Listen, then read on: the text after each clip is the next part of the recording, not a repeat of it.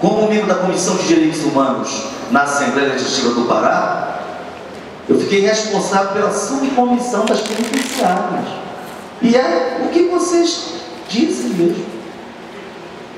As penitenciárias em média têm lugar para 300, mas na verdade lá convivem 800, 1000 presos. Sempre menos que a metade foi apenado.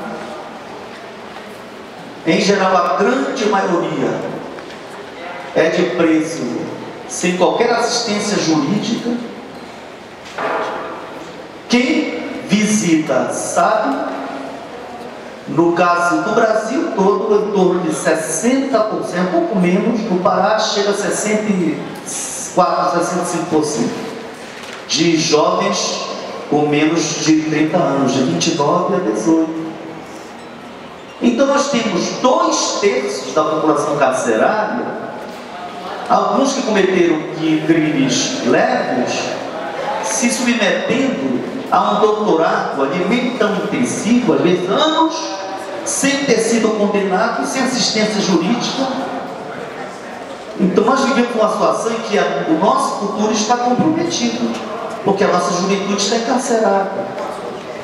E a grande maioria é negra, indígena, às vezes um sarará com chama,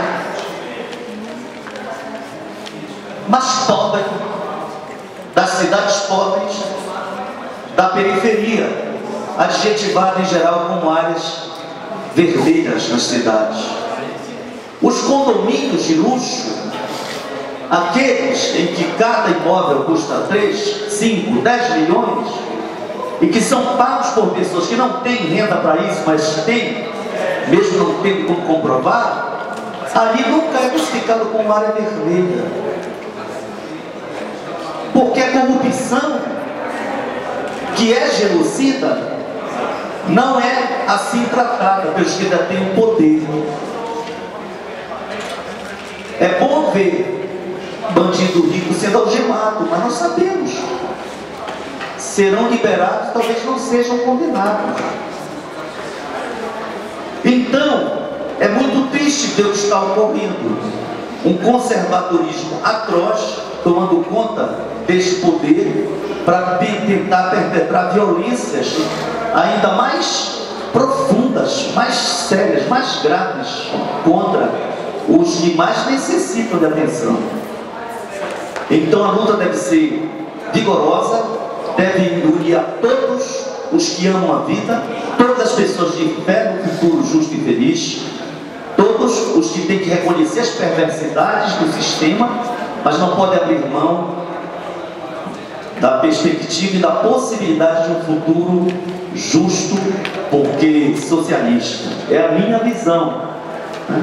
Me choca, vou concluindo, tá? Me choca, por exemplo, ver cenas de pessoas que entram nas redes sociais, que falam em Deus, que defendem que bandido bom é bandido burro, que criança tem que ser presa, torturada, porque afinal de contas, vem dizer para mim que ele não sabe o que está fazendo.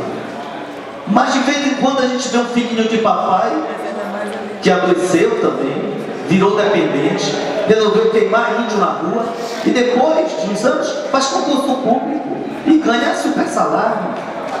São pessoas de bem que aparecem nas festas, nas baladas, nas colunas sociais. Então vou concluir dizendo: a luta não está iniciando. Há uma tradição amorosa do povo brasileiro, não temos que perder de mão isso. O que predomina na sociedade brasileira é a solidariedade, não é?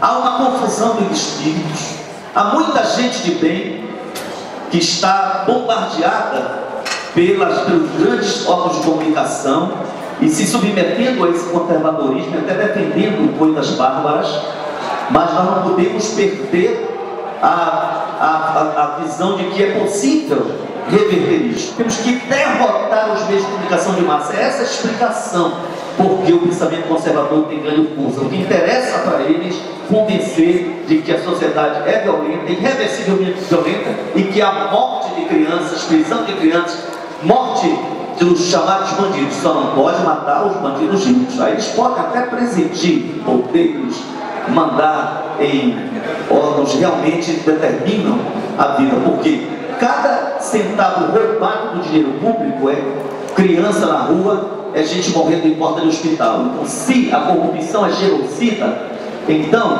vamos radicalizar nas penas contra os bandidos que dominam esse país. Infelizmente. Obrigado.